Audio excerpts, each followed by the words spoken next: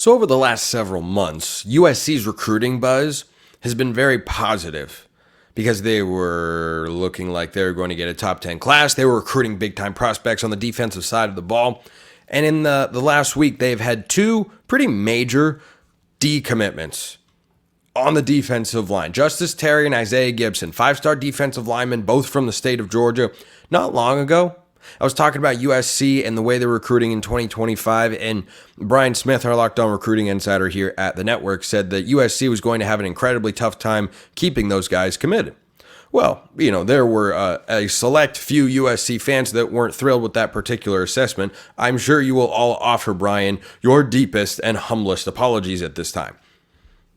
That is, of course, incredibly sarcastic. I don't expect you to do that, and neither does Brian for that matter. But pulling guys out of Kirby's backyard is incredibly difficult. I think it speaks volumes that D'Anton Lynn, their new defensive coordinator, even had them committed in the first place. These are guys Kirby normally wouldn't have let out of his sight nowadays. Georgia has the best program in college football. Kirby is probably the best coach in the country right now.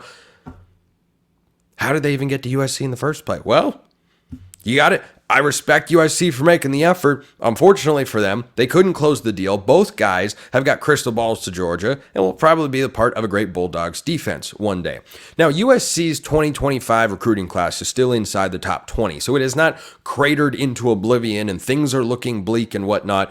The bulk of recruiting classes are going to be made up by the time the season starts, particularly in the next kind of 5-6 weeks or so. By the end of July, early August, you'll get some commitments that will trickle in as well.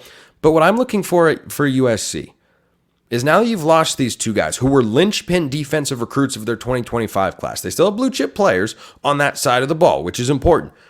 How do they replace them? Who do they go after? Who are they going to be able to get? Are they going to get developmental prospects? Are they going to get guys that are fringe starters, really more rotation guys? Or are they going to go back to the well and try to get some other big-time defensive linemen? I don't know. But it's not all negative on the recruiting front, because those commitments definitely caught my eye. Not just because Brian had mentioned them to me before, but because they were players that you just didn't think USC ordinarily would get when Lincoln Riley's the head coach. When Pete Carroll was the head coach, sure. But not when Lincoln Riley is the head coach over there. Again, speaks volumes to that defensive coordinator hire that I really like. D'Anton Lynn, get to know the name. He's a big player in the Big Ten this year. If he does what I think he's capable of, USC is a Big Ten championship contender. I completely feel that way. I don't have any concerns about their offense. I might have more questions about their quarterback than any other position on the field, maybe their offensive line. But it's Lincoln Riley. They're going to score plenty of points. Can they stop anybody? We are going to find out. So I think for USC, it's not all bad news, because they still got JuJu Lewis. And that's another guy who I've talked about before here on the show. He's number one quarterback in the class of 2025. He's going to the guy that generates Heisman Trophy winners and first-round picks like a fourth-grade teacher generates fifth graders. I mean, this is just an expectation at this point for Lincoln Riley. So I think still having him when other schools have made such a big push, that's a notable development as we work into the final week of the month of June. Because that's where we're at. Believe it or not, check your calendars. Last I checked, the show is airing on the 24th of June, 2024. That's closer to the end than the beginning. Is there more work to be done to keep JuJu Lewis? Yep, I absolutely believe that is the case. Other schools are going to continue to come after him. But just keep watching what USC does on the recruiting trail. Because the narrative around Lincoln Riley is overwhelmingly negative. I'm not someone who is particularly negative on Lincoln Riley, because I think he had a bad season last year. He finally got rid of Alex Grinch. If he'd done it before the year, I think USC is a lot better than 8-5 by the time that year comes to a close. I think they have another double-digit win season. Maybe they would have been 9-3 instead of 7-5.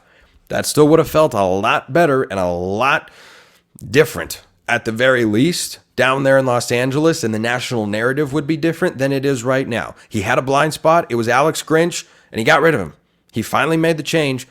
And now they have to progress, and they have to make the changes that USC fans should want them to make in order to be a perennial college football playoff contender. And if D'Anton Lynn is at the very least better with the scheme than Alex Grinch was, which, gosh almighty, how could you possibly be worse with the talent that USC did have last year? USC can push for a playoff spot. They can push for, I don't know if they make one.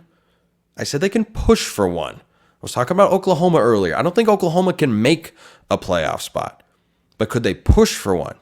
Possibly. Yes. Miami, I think, falls into that category. I think they can push for a playoff spot. Do I think they can make one? That's difficult. I might need to see a couple things before I could get on board with that proposition. But keep an eye on USC, one of the most interesting recruiting teams in the country, along with Alabama and Kalen DeBoer. He's been knocking it out of the park so far. And USC's 2025 class currently sits 17th nationally. Lincoln Riley should be able to recruit in the top 10 every year at USC. That should be a standard. They can still get back there. You lose a couple of 5-star kids, that's going to hurt your class ranking. But there is a lot of time to rebuild that class. I'm curious to see how things go. Here's something I was curious about. Do you know the name Antoine Hill? Well, you should, because he was previously the top unranked, or it's not unranked, he was the top ranked uncommitted blue chip quarterback prospect in the class of 2025. Let me give you a list of schools here that were after him and were the schools most notably in pursuit. Alabama, Duke, Florida, North Carolina, Memphis was in there, Notre Dame, Texas A&M. Where do you think he went? Where do you think he went? If you're watching on YouTube, you probably know by now, or if you were listening to the show earlier, you know the answer, not the answer, the answer is Memphis. He went to Memphis. So Ryan Silverfield has done a really nice job with this program and has set them up as the preseason favorites in the American Athletic Conference and a bona fide college football playoff contender. Here's a crazy take that actually isn't crazy and is fairly logical if you understand how this whole process works. Memphis has an easier path to the playoff and a more likely chance of making the playoff than USC. Go look at USC's schedule. It's brutal. You can say the same thing between Memphis and Oklahoma. Is that right? No, I don't think so. It's why I think auto bids are completely ridiculous. I'm not in favor of just shutting the G5 out of the playoff and say you should never have access or a chance to get there. I just don't think you should automatically get a team in, because that team is not going to be nearly as good as a bunch of teams that will miss the playoff. If Oklahoma goes 9-3 and they miss the playoff and they were to play let's say a 10-3 Memphis team that wins the AAC and is the highest ranked conference champion, who do you think is winning that football game? Who do you think? If both teams go 9-3 in their regular seasons, who has accomplished more, Oklahoma or Memphis? The answer is Oklahoma. It's not even a fair comparison at that point. But I want to bring this back to Ryan Silverfield here, because the fact that he has landed Antoine Hill amongst those heavy hitters, I think speaks volumes to what he is building for the Tigers right now and where they are at and where they expect to continue to be going. I don't know that it says anything about their future conference alignment or anything of the sort.